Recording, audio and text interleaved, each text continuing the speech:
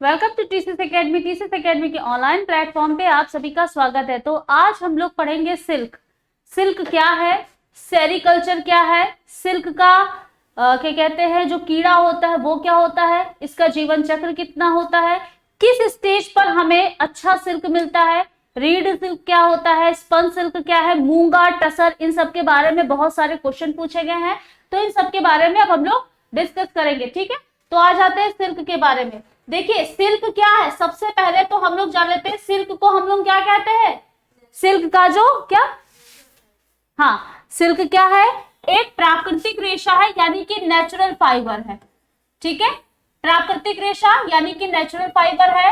और क्या है प्राकृतिक रेशे में, ये बताइए वेजिटेबल फाइबर है या ये जो है प्रोटीन फाइबर है। हाँ, कैसा है ये, हाँ वही। ठीक है, तो ये कैसा, एनिमल यानी कि जानत्व रेशा है,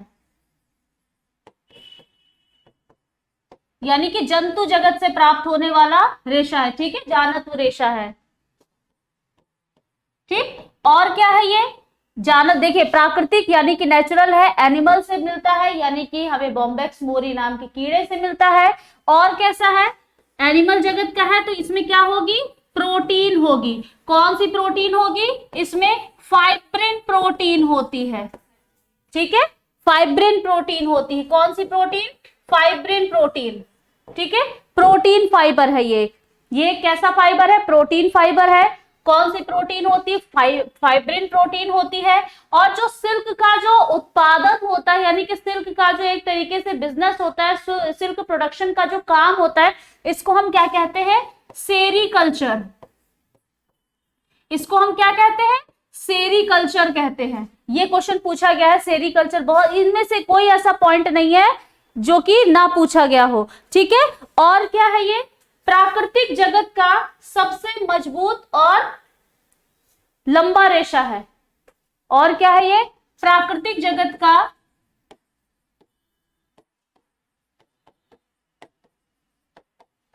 सबसे मजबूत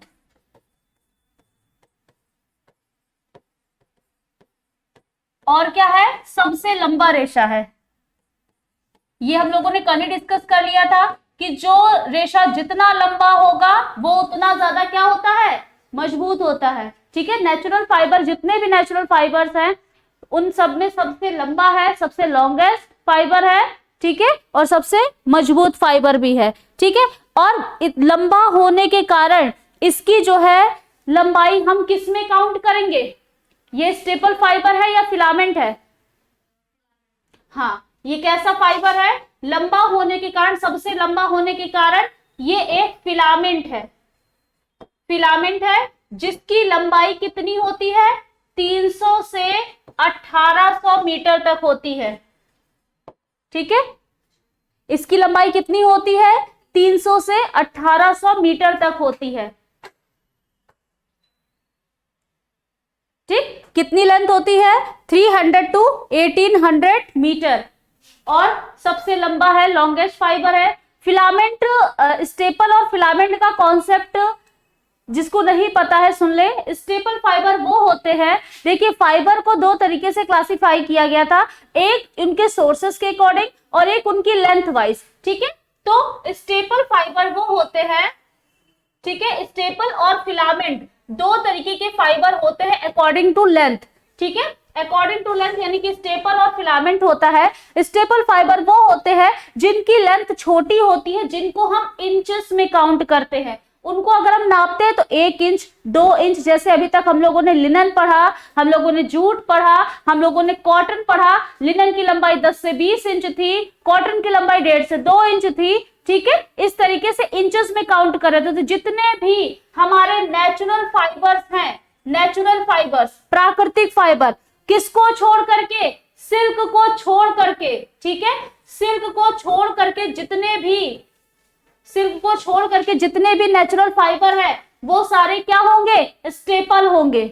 ठीक है, वो सभी फाइबर क्या होते हैं, स्टेपल। सिल्क को क्यों छोड़ करके, क्योंकि सिल्क की जो लंबाई है कितनी होती है, 300 से 1800 मीटर तक होती है। इसका जो मेजरमेंट होता है वो मीटर में होता है। ठीक, और इसी के उल्टा फिलामेंट कौन से फाइबर होते हैं? फिलामेंट फाइबर वो होते हैं जितने भी आर्टिफिशियल होते हैं, आर्टिफिशियल फाइबर है वो सभी क्या होंगे? फिलामेंट होंगे। और इनका मेजरमेंट किस में होता है? मीटर में। मेजरमेंट कितने में, किस में होता है? मीटर में मेजरमेंट होता है, यानी कि नापा जाता है इनको मीटर में। ये और सभी आर्टिफिशियल होते हैं, प्लस कौन सा? सिल्क को जोड़ करके। ठीक है, इसमें सिल्क इंक्लूड हो जाएगा।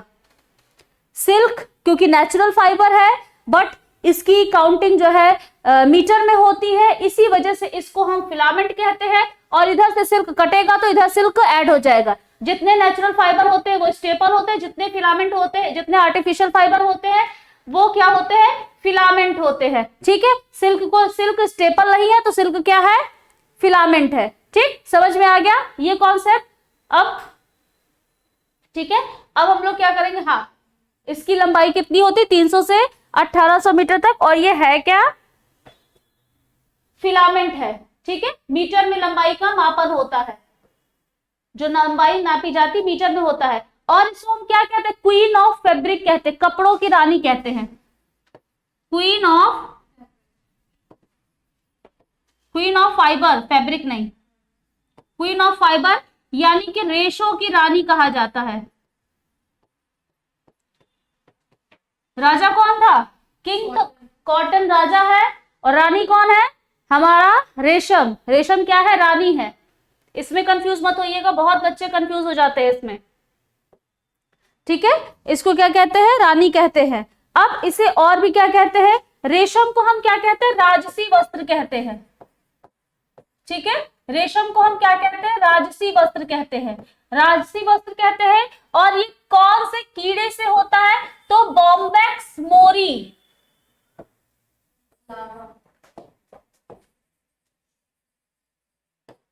बॉम्बैक्स मोरी नाम का जो कीड़ा होता है, कहां पर होता है? मलबरी ट्री पे रहता है, यानी कि शहतूत के पेड़ पर रहता है। शहतूत के पेड़ पर रहता है ये।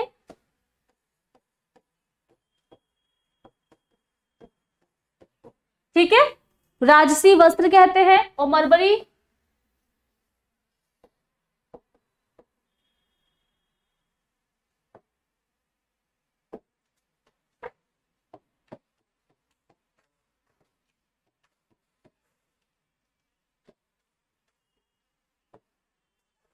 ये है बॉम्बैक्स मोरी।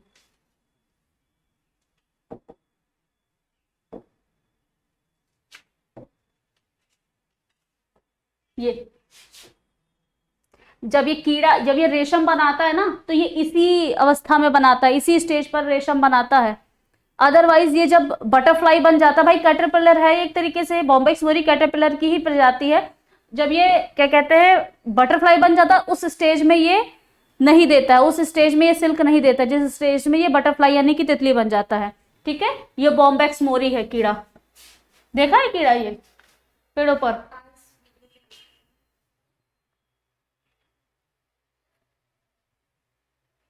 आज वीडियो में देखा था? चलो अच्छी बात है। ये बॉम्बैक्स मोरी है। समझ में आ गया ना बॉम्बैक्स मोरी?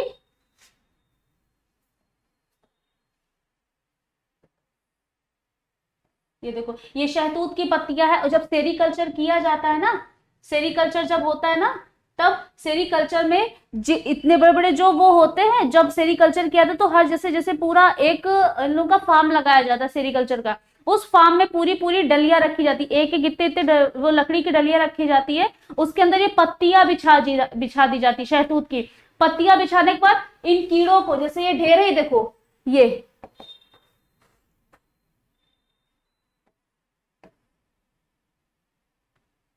कीड़े,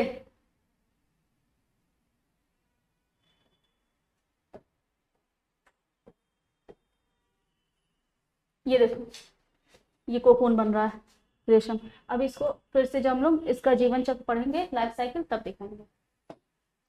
ठीक है, तो ऐसे ये पत्तियां बिछा दी जाती है, उनके ऊपर ये कीड़े रख दिए जाते हैं खूब ढेर सारे, और ये कीड़े उन पत्तियों को खा खा करके अपना वो बड़े होते रहते हैं। लेकिन जो वाइल्ड सिल्क होता है, यानी कि जो जंगलों में होता है, उनकी क्वालिटी अच्छी नहीं होती है।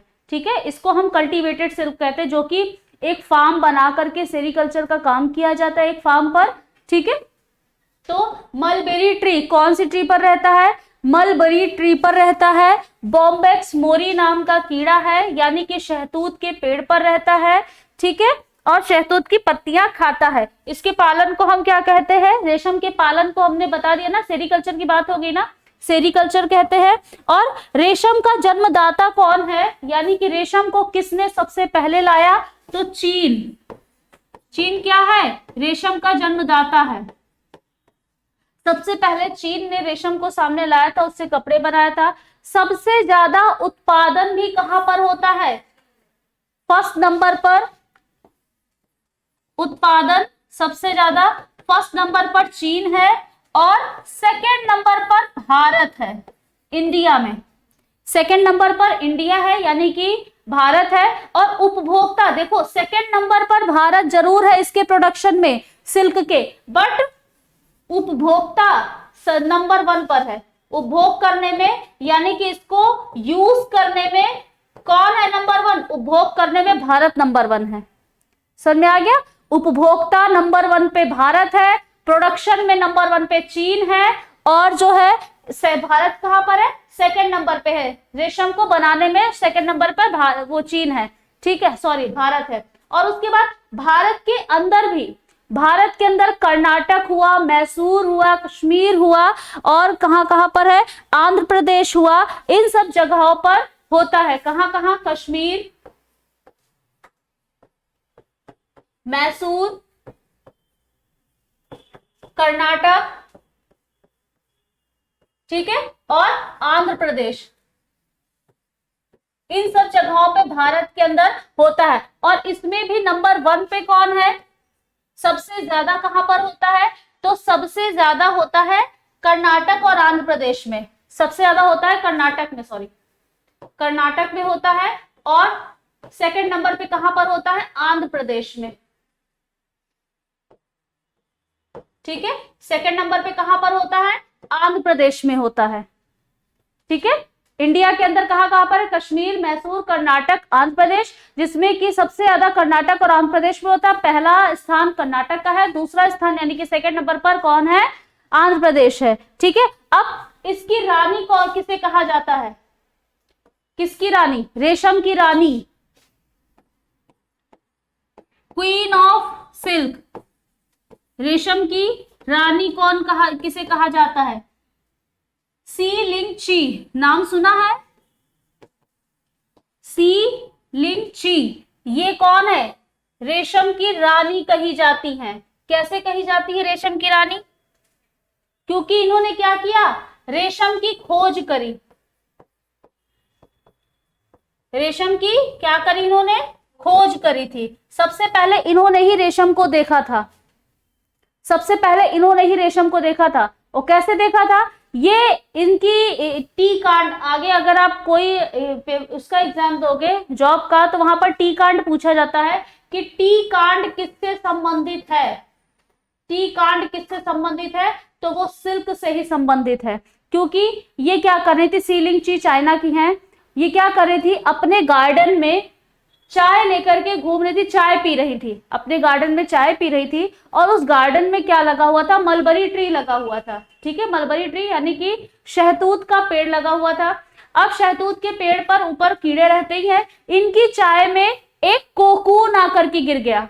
कोकून, अभी जैसे दिखाया था, कोकून क्या होता है? ये जो कीड़ा था, ये पूरा पूरा जब रेशम के धागे से अपने आप को लपेट लेता है और दिखाई नहीं देता है, ऐसा शेप दिखाई देता है इसका, सिर्फ ऐसा दिखाई देता है, येलो कलर का, और ये उसमें कीड़ा वाड़ा कुछ नहीं दिखाई देता है, ऐसा कोकून दिखाई देता है। नहीं, हाँ हल्का सा, बिल्कुल हल्का सा, नहीं पूरा कीड़ा उसमें बंद रहता है बेटा। हाँ जब निकल जाता है तब निकलता नहीं है, वो उसको मारा जाता है।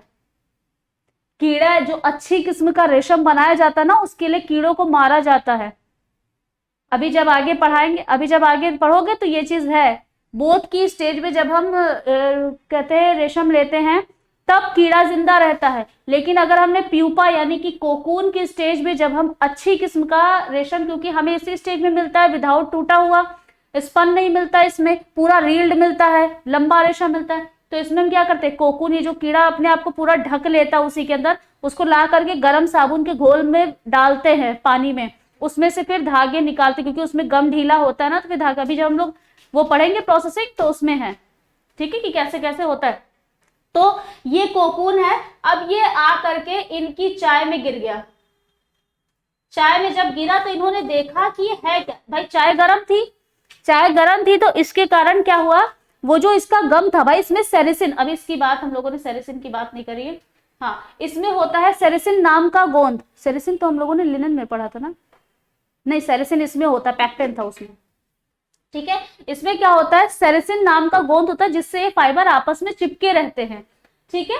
अब ये सेरिसिन ढीला जब होता है, चाय गर्म है, ढीला जब हुआ तो इन्होंने देखा कि क्या गिरा हुआ है, इसमें से निकाला तो धागे जैसा कुछ निकलने लगा, और धागा देखने में थोड़ा क्रीम कलर का था, सुंदर सा दिख रहा था, उनको बड़ा सुंदर लगा वो धागा है, हाँ, सनलाइट में और भी ज्यादा शाइन कर रहा था, तो वो धागा उन्होंने निकाला तो बहुत लंबा धागा निकला।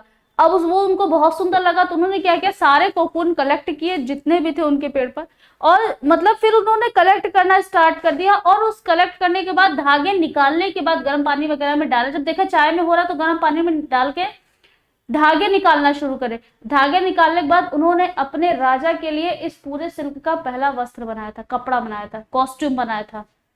तभी से सिल्क जो है हमारे उसमें आ गया, कल्चर में आ गया, सिल्क की खोज हो गई। इसीलिए इनको क्या कहा जाता है, रेशम की रानी किसे कहा जाता है, सी लिंग ची को कहा जाता है, क्योंकि ना ये चाय पीती, ना उस गार्डन में टहलती, ना सिल्क हमारे सामने आता। ठीक है, समझ में आ गया।